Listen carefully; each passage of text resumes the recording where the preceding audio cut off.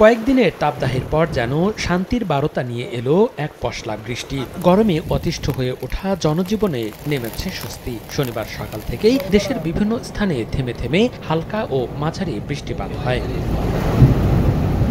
মাঝারি ও গুড়ি গুড়ি বৃষ্টিপাত হয় হবিগঞ্জে। তীব্র গরমের পর বৃষ্টিতে প্রকৃতি শীতল হওয়ায় জনজীবনে স্বস্তি ফিরেছে।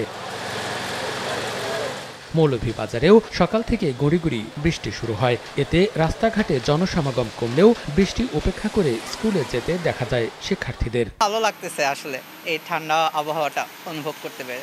অনেক ভালো লাগতেছে, মনে হচ্ছে যে আবার শরীরের মধ্যে একটা প্রাণ ফিরে পেলাম। এইরকম গতকাল মধ্যরাত্রে তাকিয়া বৃষ্টি হওয়ায় মানুষের মধ্যে একটা আইছে, জনজীবন ফিরিয়ে আইছে।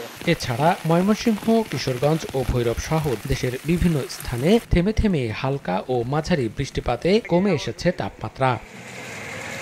মনিরুজ্জামান প্রান্ত, সময় সংবাদ।